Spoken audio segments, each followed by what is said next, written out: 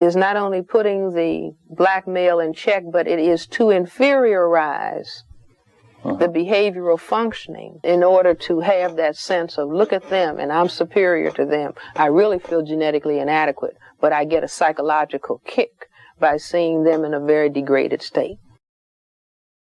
We continue our Holy Day commemorations, today celebrating the life of the great queen of black scholarship, one of the Grand Master teachers, Dr. Frances Cres Welsing. Now this one is a little different because it was on January 2nd, 7 years ago, when she ascended. But I don't think the ancestors do anything by accident, so her passing coming at the same time as the birth dates of so many others, I think it's a reminder to us to cherish these wise souls when they're with us, and to remember them after they're gone, because when you take your teachers for granted, you show that you weren't worthy of the lessons they tried to impart. Dr. Frances Cres Welsing was soft-spoken, but the truths she laid down were hard as steel and weighed tons. If Dr. Clark opened our eyes to what the enemy had done, Dr. Cres Welsing opened our eyes to what the enemy is thinking, not his words, but his thoughts, regardless of what he may say. She also placed great emphasis on how the oppression we've endured has affected us mentally as well. The destruction of a positive image of self that is developed in black children simply by looking at television or reading books. Do you see, where they don't see their image and the enhancement of their image? That's critical for brain-computer functioning. You see, if I'm trained not to love and deeply regard myself, then my functioning is being cut in half. Dysfunction can come about in many ways. People can develop dysfunctions naturally, but one of the main ways that it happens is due to environmental factors. This is especially true if you're talking about dysfunction within a group. And we are without question not in control of our environment, though we know exactly who is. Now, the main thing that Dr. Cres Welsing is known for, at least in academic circles, is her theory of color confrontation. But let me tell you right now, black folks know it's not a theory at all. To say theory is to imply that the idea being put forward cannot be conclusively proven.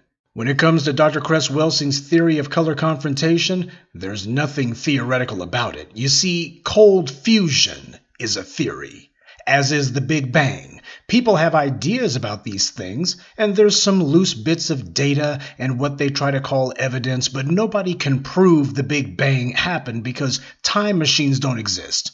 So there is no way to know for sure how the universe actually started, and it's not as if we can see any other universes forming in front of us, so we have no way of knowing if Big Bangs have ever occurred at all.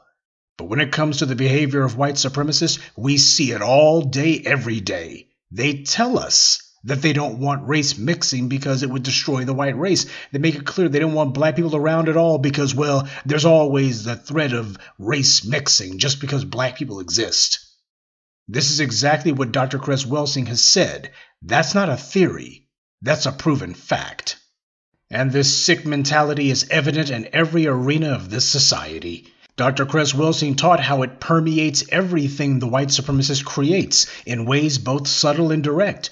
Just take a look at sports, for example. Golf, a game in which the objective is to put a white ball deep into the dark Mother Earth. Football, a game where a ball is kicked to go between two upright posts. And there's plenty of other examples of this white supremacist neuroses as well. For example, the white supremacist obsession with guns is because, as Dr. Cres Welsing explained, when pointed downward, a handgun resembles male genitals, which is what's going through a white supremacist's mind when he calls his gun his equalizer. If black people in general and black men in specific have the ability to eliminate white supremacists through genetic annihilation, well, as the white supremacists see it, they have guns which gives them the ability to annihilate black people physically. This fixation saturates everything the white supremacist does. And before anyone claims that Dr. Cres Welsing was reaching or drawing loose connections, keep in mind that this is something the white media and white figures themselves have admitted to. A great man once said that everything in life is about sex, except sex. Sex is about power. For the record, the person that Kevin Spacey was quoting was Oscar Wilde, the famous Irish playwright. The TV show House of Cards is a political power fantasy for white males in which a middle-aged, bordering on elderly white man is snubbed for a cabinet position, and so he sets about deviously undermining his own political party and eliminating all the people above him on the political ladder, and on more than one occasion killing some of them, including the young woman in the video clip you saw, who he was having a sexual affair with. He's also depicted being involved in a bisexual threesome with his wife and a Secret Service agent. And what happens after all of this debauchery and murder and such? He successfully engineers a political scandal that drives the president out, enabling him to capture the presidency for himself. This is white supremacy in a nutshell. If life for black people is that no good deed goes unpunished, then for the dominant society, the lesson is no bad deed goes unrewarded. Take a look at some of the movies which white society loves most. Films like A Clockwork Orange, Psycho, American Psycho, Silence of the Lambs. In a lot of these movies, the overarching theme is one of sexual conquest or sexual confusion, or in most cases, both.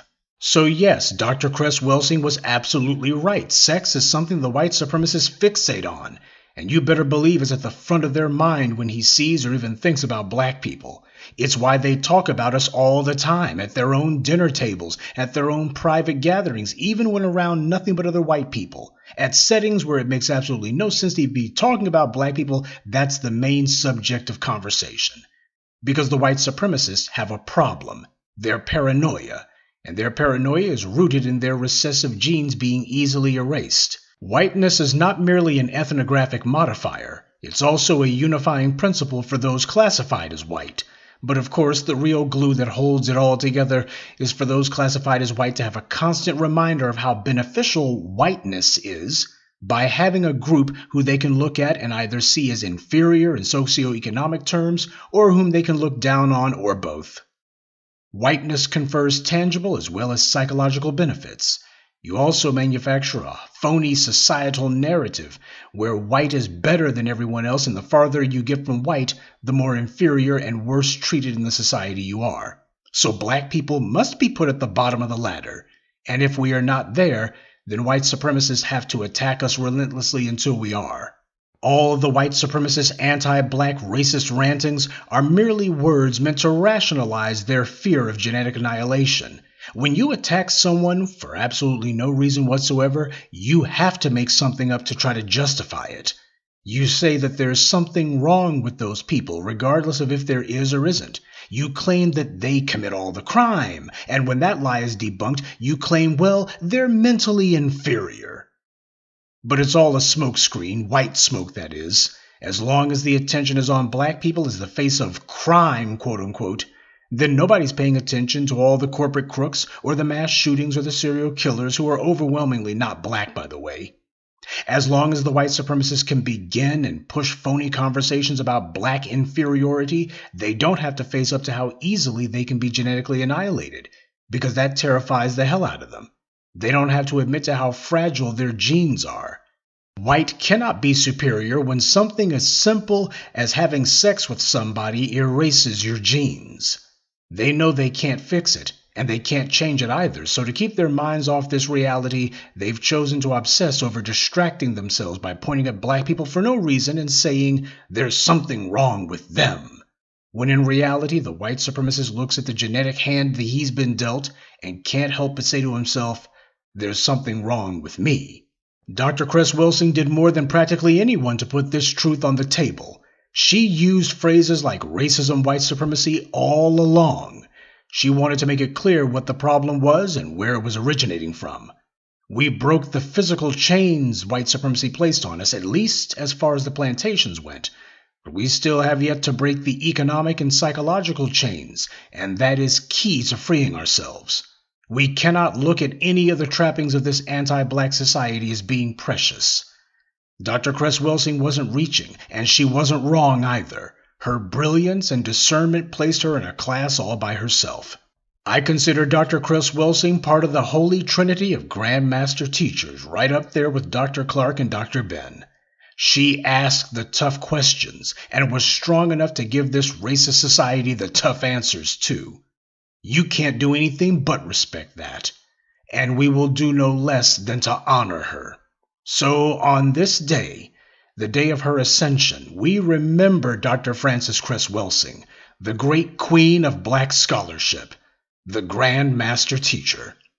We thank you, Dr. Cress Welsing, and we will prove ourselves worthy